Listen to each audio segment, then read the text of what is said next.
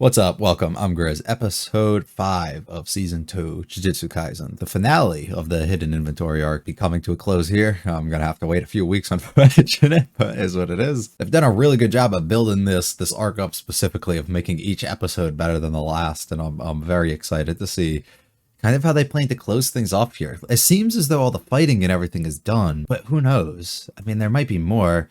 And I guess we still have some questions to answer, but I'm very interested to see the route we go. We're about to see the parting basically between Gojo and Geto, as we started to see a little bit towards that, and the mindset at least of Geto seeming to be changing a little bit, or his internal thoughts at least. We didn't get any, but visually being able to see the way that he was kind of disturbed by seeing Gojo by the back end. I'm very excited to see how this all kind of wraps back around. And they kind of conclude things here. If you like it all, hit the like and subscribe to me a lot to me. Feel free to stick around for discussion. Leave any comments about this episode or series. We could go on though. Episode 5. These are the moments I live for. You know, everybody else, they go into shows like this and lots of different battle shonens and whatever it is that they're going after, right? And they go into it and they just want to see motherfuckers fight and kill each other and beat the shit out of each other. I go into it wanting to get some real juicy shit between like the characters, and having a lot of development and change within them, and having internal conflict and having conflict with the other people that they were once close with in a way, right? That's the stuff I like. I'm a very story driven person. While the other stuff's cool and definitely fun in moments, it doesn't do it for me the same way it does it for others. So something like this episode is a real treat for me because I enjoy having these conversations a lot. That being said, this isn't like I guess 180 kind of thing. And it's one of those where if the series started out like this and then a couple episodes in, you were to see something like this happen, right? It would make a lot of like, oh shit, like what the fuck is he doing? And like you would actually start feeling the descent into like madness in a way that Geto's going down here, right? This dark path that he's going to start following. But the thing is, you don't, because you've seen the movie, you've seen the way he is in season 1, you understand, right? So now it's just more putting it into context of what exactly this shift was and what exactly changed. Enter Yuki. Yuki is this character that we get introduced to for the second time, I believe. I'd have to go back and properly check. But based on the motorcycle and based on the question asked when she initially came, I believe this is the same exact person that talked to Toto and basically got him into being a sorcerer, got him into just being the way that he is, and the person that he is today. He has her to thank for it, basically. So she's somebody who has a lot of influence, a lot of pull with the things that she says. And while she doesn't seem to be pushy, she doesn't seem to be kind of like putting any of this stuff really onto somebody. She is somebody who doesn't seem to just kind of stand for the basic things at the core level. She wants to rewrite things in a way. Where Gojo's at now, we've talked about before, and specifically in the first season, where he talks about how he wants to change the way that things are kind of done. And you have to overhaul kind of everything in that regard. There's no one fix that's going to kind of change everything unless you kind of give it a brand new start. And at the end of the day, that's kind of what they're all trying to do. Yuki has her way and her vision of kind of doing these things, and she's experimented in different ways, but she doesn't know if morally or what way is the proper route for her to kind of go until you get out there and do it. And she's kind of thought about these different things, but hasn't really taken action in any sort of way.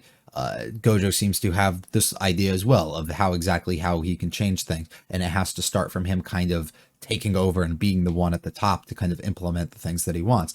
Geto gets the similar treatment here, learning from Yuki the ways that she's kind of thought about doing things and going about it, but her realizing maybe I'm not strong enough or not in the position really that I can do it, or not comfortable enough kind of going out of my way to do these certain things. However, he's somebody who can kind of get it wrapped around his head and kind of get past it, especially after seeing the other classmate that they have die earlier this episode too, and having to also witness and see all the stuff that has happened before and leading up to those. What tears him down even more is the seeing of Gojo progress himself over this past year. Specifically, I think this puts it into context a lot more. I wasn't sure why he was like, who the fuck are you, like when he saw him last week, right? I was more of like thinking that was just because he kind of was still like insane for the way that he was looking or whatever.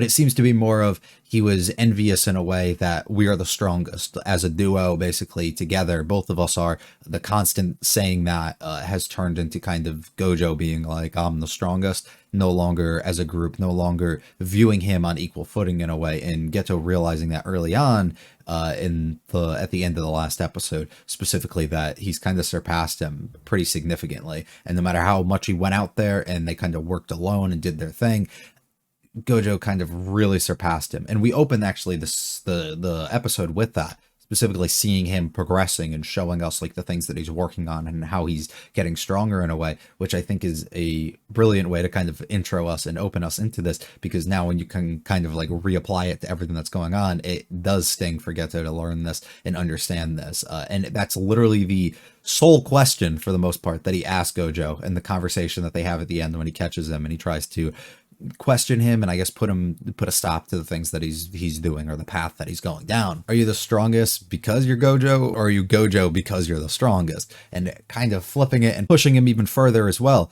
with the idea of telling Geto this is impossible. Like, this is not something that no normal person can do by basically getting rid of all Jujutsu sorcerers or getting rid of everybody who's not one. This isn't a thing that you're actually capable of going out of your way and doing. Once again, pushing Geto to be kind of put off by this and understand, be like, you think you got it all figured out because you're the strongest. If you're in my position, you'd be able to. You wouldn't think it's impossible if you were the one kind of doing this, right? You're only thinking it because it's other people doing it. Like, putting that doubt once again and being like, for me to push myself forward. And we've talked about this in Mushoku Tensei. No real spoiler things about this at all, but the idea that they bring up early on in the series, how if you kind of get stuck on your magic and the things that you're doing, maybe going to a school, having all these abilities now with all these people who are like the strongest within the world kind of just being around you, people who are at your similar level or higher than you, going to the school and all this knowledge and stuff, by being able to go to the library and have access to like these books and just this knowledge in a way, will help you drastically be able to progress who you are as a person, and your magic abilities. And I think it's a similar situation in this show, where it's not necessarily having the people around you or anything, but having the idea of, if I take a direct path, if I go down something, if I have something that I'm motivated towards and I really want, get to learning maybe that he's not the strongest, or he can't keep up with Gojo the way that things are currently going. But if he changes his path in a way and he goes a different route the way that he is now, and he obtains things and goes about things entirely different, it might ultimately cause him to see a significant growth within himself and see something that he wants, kind of keeping up with Gojo at the end of the day, and maybe being able to surpass him on his own end. And I'm not saying that's entirely what he wants, but you can definitely see there's a form of envy or something within him, that definitely was one of the causes for him kind of being put off and kind of changing the way that he kind of viewed and looked at things, opposed to kind of how he actually felt beforehand. Just going to skim through to make sure I'm not really missing much. Once again, this is the opening sequence that I was saying, where we get to actually see the growth of Gojo here. And I really like that, how we've seen multiple times where he's either failed or told us about something that he can't do and hasn't been able to master and stuff like that, because it really puts you into perspective of like how hard he's probably worked over these years to kind of do it. But it also lets you see that Geto gets to see somebody else becoming extremely strong right in front of his eyes, that he can't really keep up with on his own. And this is where he starts putting everything into his head of like, oh, I've been telling myself I'm doing all this, and I'm telling myself I'm going about things the right way, and I'm telling myself I look at these people clapping in this room over this dead person and the things that have happened, right? And I'm sick to my stomach thinking about this, right? But then realizing he doesn't really have a path, he doesn't really have somewhere that he wants to go, and he doesn't really know exactly the way that he should be feeling and thinking about things. There's a lot of really good lines within this. Yuki herself is really fun to kind of be around, and very smart person, I would say, for the most part, which is really, really cool. But there was a lot of really cool lines, specifically when we're having the conversation with the other kid beforehand, where he's like, oh, I'm a good judge of character, and Geto's like, you're sitting next to me though, you're cool with me. Like, it's really cool how he's kind of putting that out there. And a lot of the things that he's saying here of just him not understanding basically, but Yuki kind of giving her perspective in the way that she views to kind of do things, specifically of having two options to kind of rid the world of what we're trying to do here, and either kill off everybody who's non-sorcerers because you need everybody to kind of control it, or teach it to everybody. And teaching it to everybody is not a likely thing. That's a really fucking hard thing to do. But can you morally go out there and fucking kill off all these people? Probably not, right?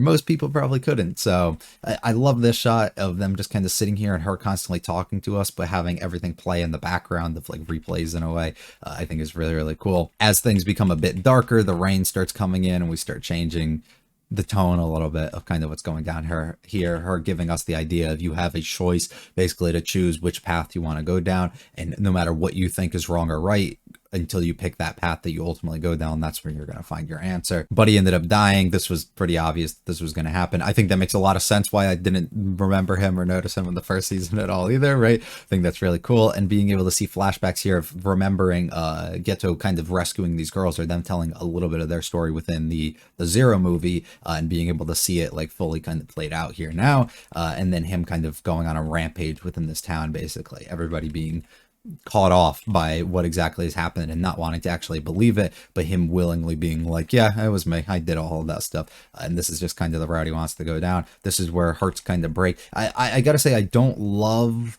the transitions constantly between the cars and what they were doing here, like to change back and forth between them. I was not the biggest fan of when they were doing that. Also the moment beforehand where we're walking and following Geto through the crowd and seeing them kind of go the opposite way, I didn't like that shot too much either. Those are just two things I didn't like. For everything else, I thought looked really good, or they did some good choices with them overall. This moment is fascinating. Gojo specifically taking this position as if he's going to do something to Geto here and not being able to do it. Identical moment to when you see him in the movie, not being able to pull that trigger, not be able to make that final moment, right, and actually go out of his way and fight and cause harm or do something to this person he views as his best friend, right? Once again, not able to. And I absolutely love Geto's response of being like, dude, kill me, do it. There'll be plenty of purpose to this now, right? That's something that has purpose. Him talking about before where Gojo's like, dude, you don't even have, what happened to not doing things when you don't have like a purpose for it, or there isn't one? And him being like, no, there's definitely purpose for what I'm doing here. And at the same exact time here, flipping it back on him and being like, you have purpose for going out of your way and trying to finish me or kill me here, but you're not going to, are you? Is fascinating to me. And it makes it all the more interesting what happens in Zero between the two at the end too. And I think that's absolutely fascinating. We get to see him turn into his ultimate cult leader here, just kind of using people who want to object. Okay, I'm going to fucking kill you. And then we're going to go from there.